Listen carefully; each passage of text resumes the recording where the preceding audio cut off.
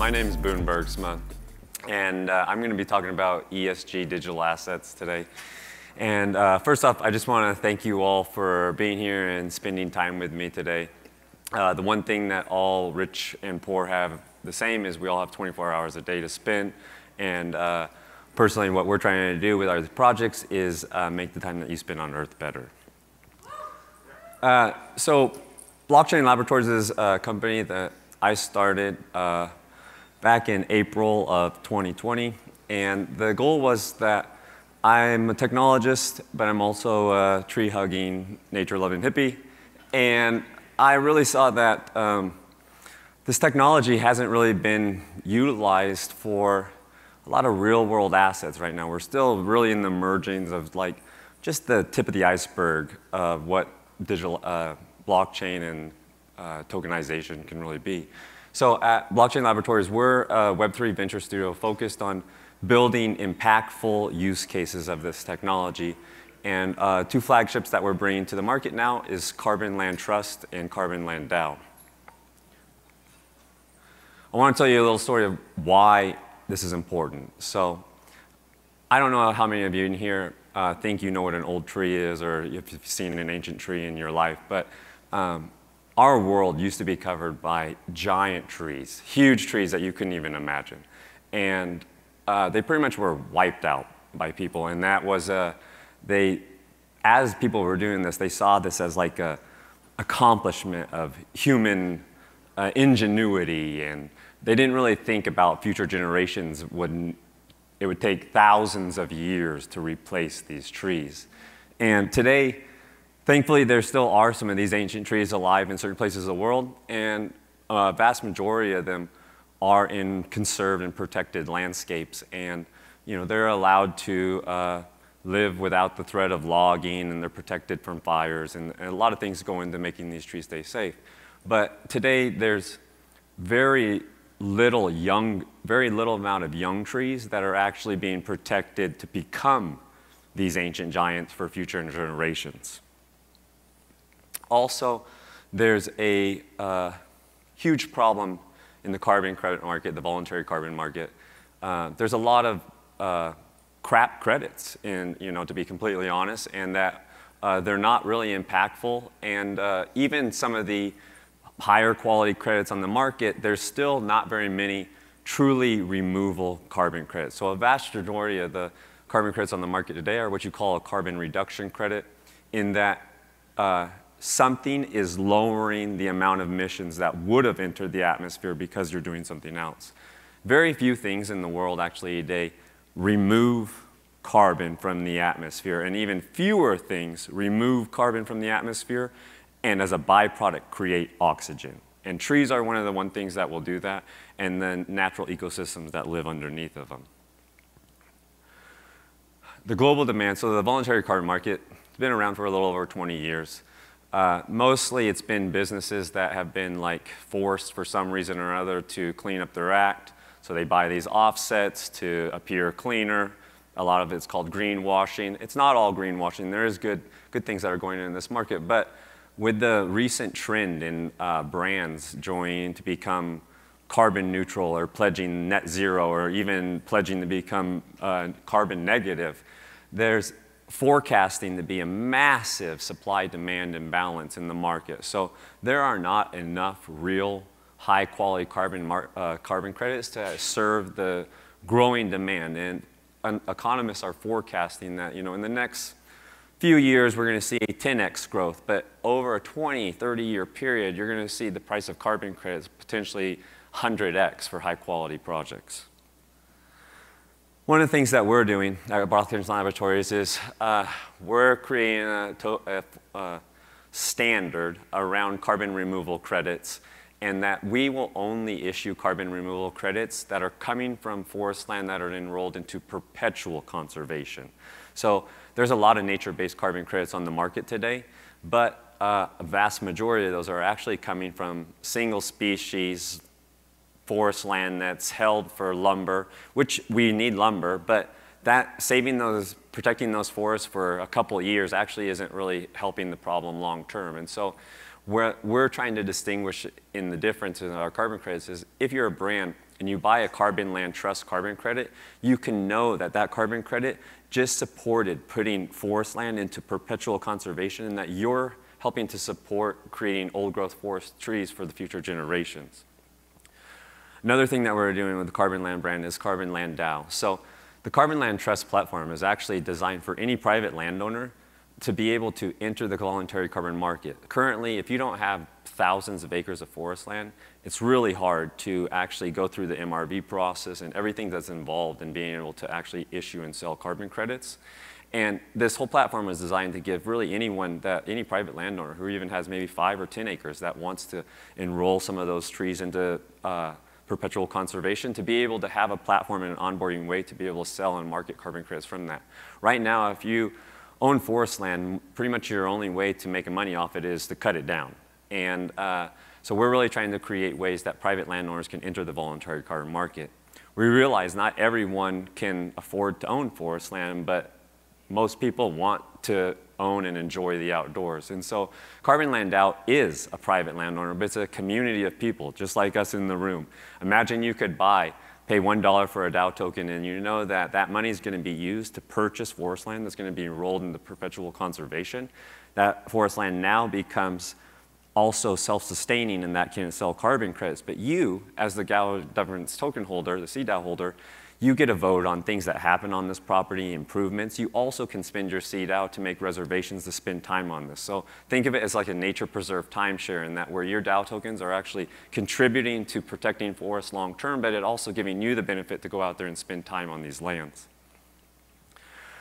We were a Wave 1 and Wave 2 grant recipient, and our whole goal with that was to really think about how you can use the XRP ledger to bring radical transparency and accountability to the carbon market. And so we've designed a carbon credit registry using the XRPL accounts and the activated accounts, and we have created a way, using XLS 20s, and we're excitedly waiting for the XLS 20s to go live in the next few days. But we're using XLS 20s, activated accounts, and issued currencies to really bring radical transparency in the way that Carbon Land Trust has activated accounts for every single property that's underneath that comes into our perpetual conservation protocol.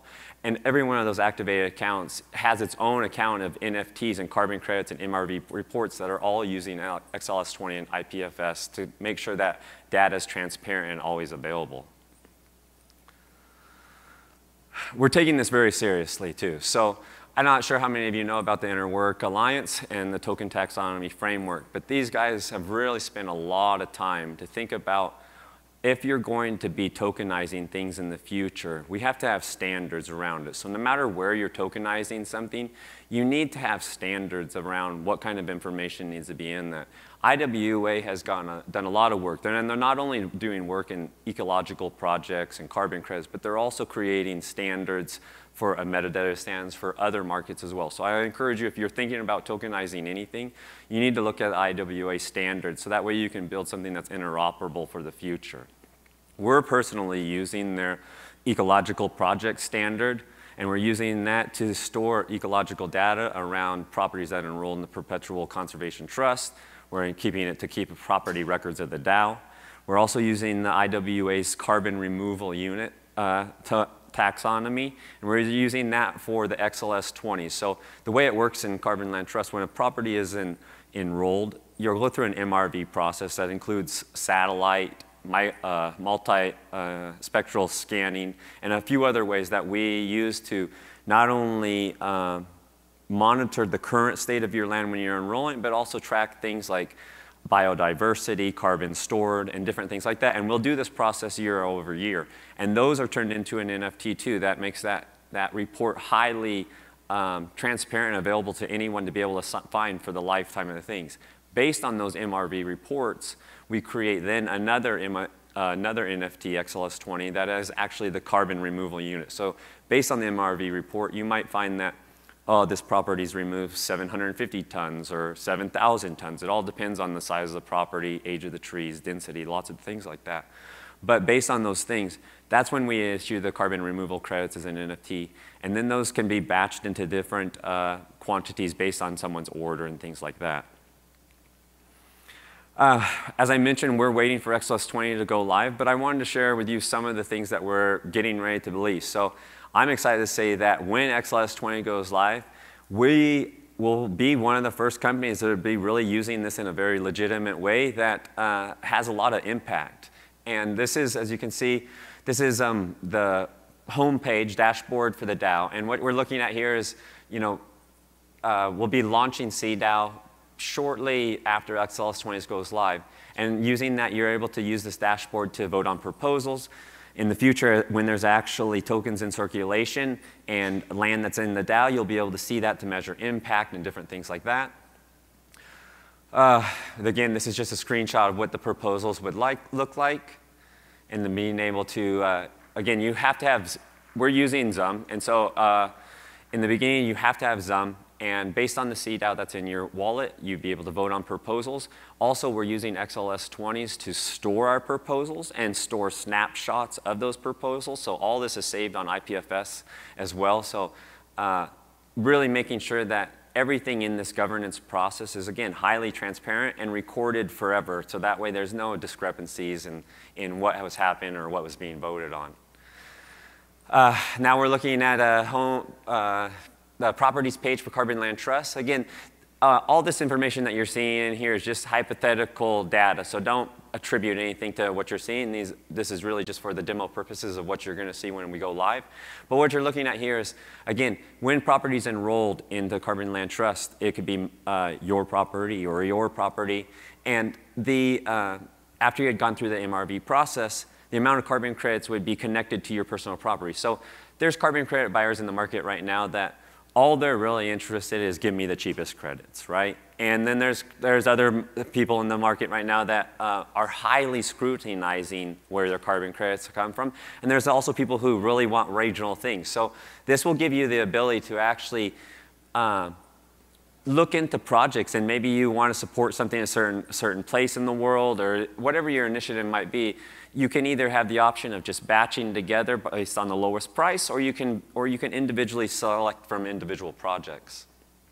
When you're looking at an individual project, you're going to be able to see how big it is, things that they're doing. You're going to be able to see from when it was enrolled to over time period, how much carbon has been sequestered. You're going to have easy links to be able to see where the MRV reports are. So if you want to dig into the more scientific information, you'll see it. And you also see how many carbon credits are available from those projects if you want to buy it right from that exact page.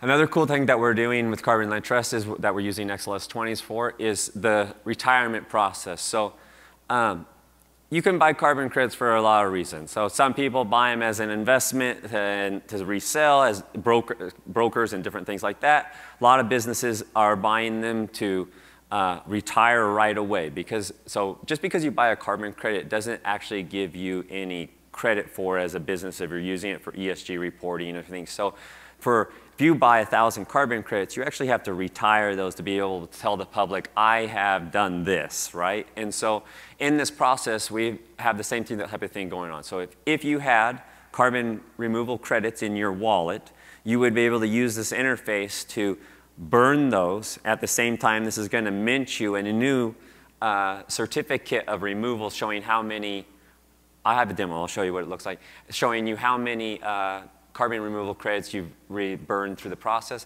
And this, again, is an XLS 20. The certificate of carbon removal is another XLS 20 and stored on IPFS. So again, if you're a business and you need to be able to show that, hey, I'm being audited for my climate claims, it's really easy to find these records that show that, like, here's the proof that I did this.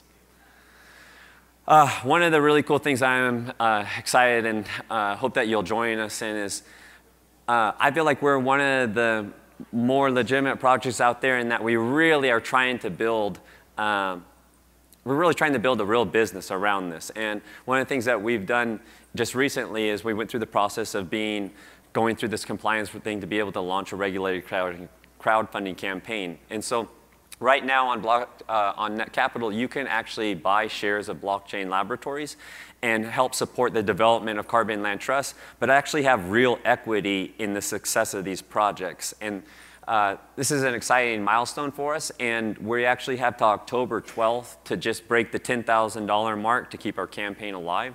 So if you would support us, invest, or share this, whatever you can do to help promote and pump this campaign would be a huge blessing to us and super appreciated.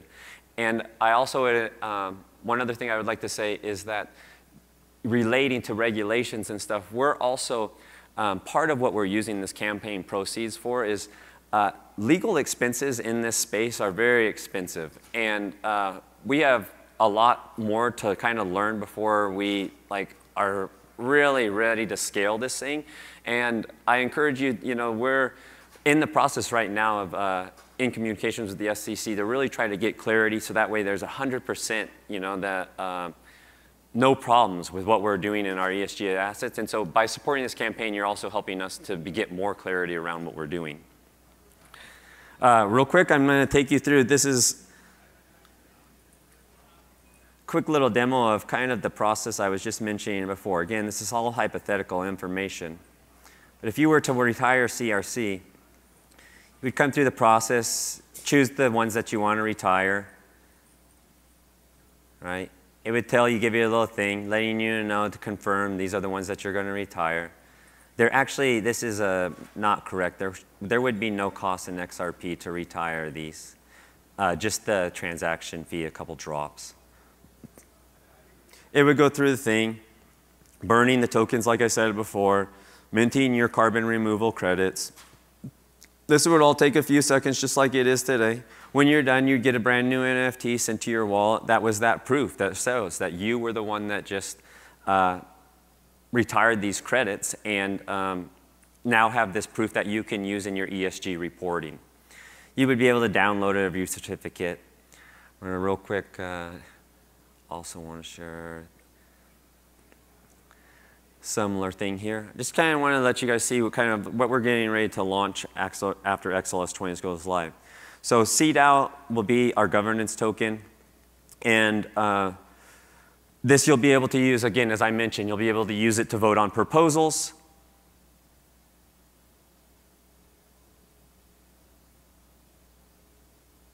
You'll be able to use it to reserve time in the after. So the whole thing with the beginning of CDAO sales is as we start Carbon Land DAO doesn't actually have any land. So the initial sales of CDAO will be used to purchase the first land that Carbon Land DAO holds. You as CDAO holders, you'll be taking part in that whole process of voting where we buy land.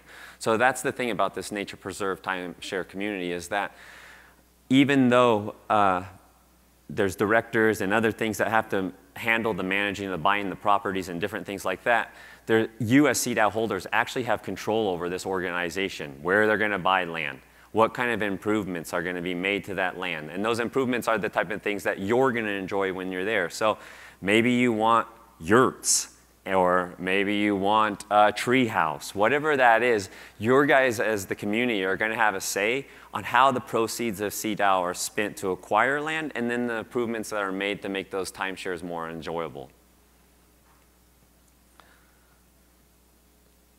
I think that's about all I really want to cover. I want to leave some time for questions. I just want to thank you again for all your time. Please, anyone that can share, support, or anything you can do to help bring attention to our Net Capital campaign, it's super appreciated. Thank you again for your time. Any questions, please let me know.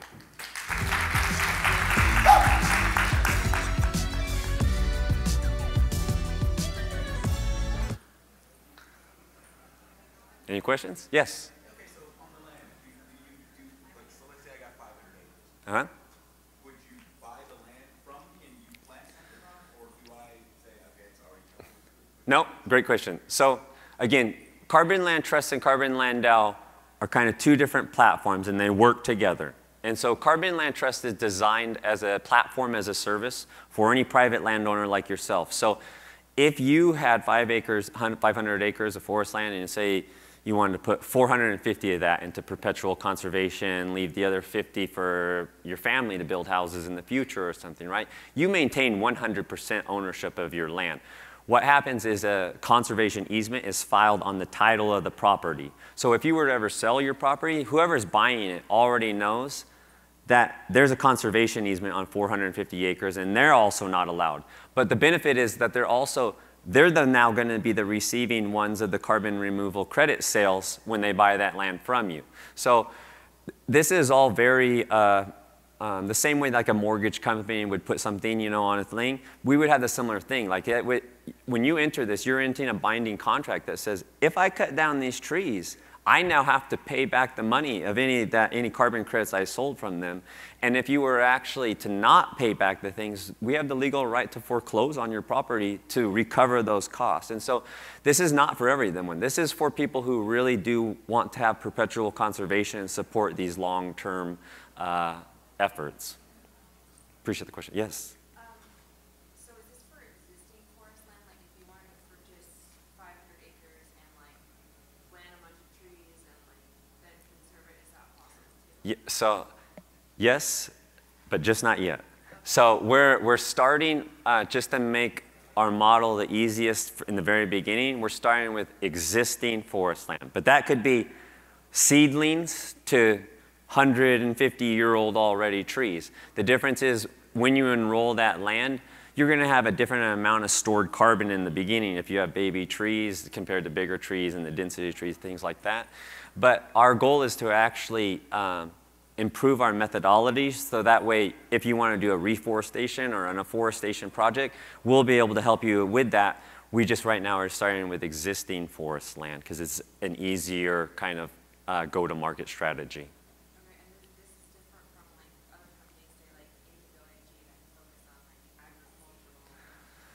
Yeah, so there's actually quite a few nice companies I think are doing a good job. There's some others that I'm not going to mention names for any of these good or bad, but we're different in the way again that I said we will only issue carbon removal credits from forest land that's enrolled into perpetual conservation. So some of these other things, which are great, like regenerative farming practices and some other things that are going on out there, they aren't as long-term as what we're doing. And so the value proposition in our carbon credits is that knowledge that you are creating old growth forests by buying these credits.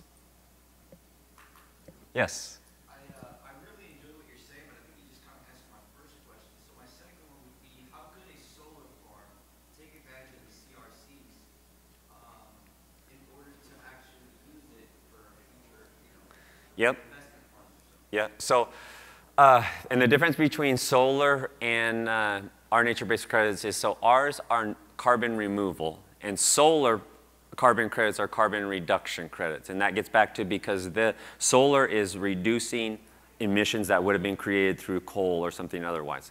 Our plans is to really create, maybe open source or license this in the future, so that way, again, even to this earlier point, if you had other models like seaweed, coral preservation, solar, like there's a lot of different ways that what we're doing could be forked to other models and be successful there too.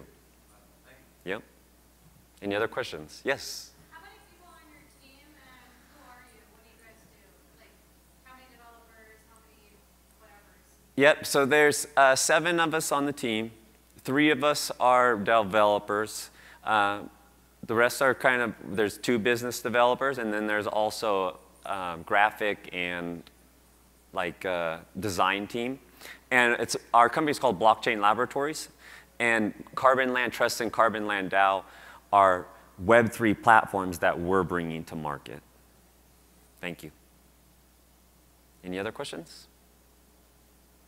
Yeah? Would you be open to working with projects outside of the XRP network? Absolutely. So this is going to be an interoperable world that we live in, and it's important, I think, for all ecosystems to try to support and work with each other.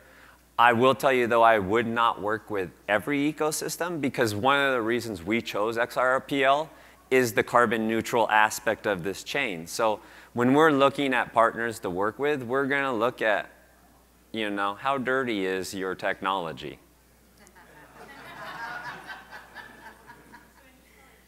Oh, I'm getting the cue. Wrap it up. Thank you again. I appreciate your time.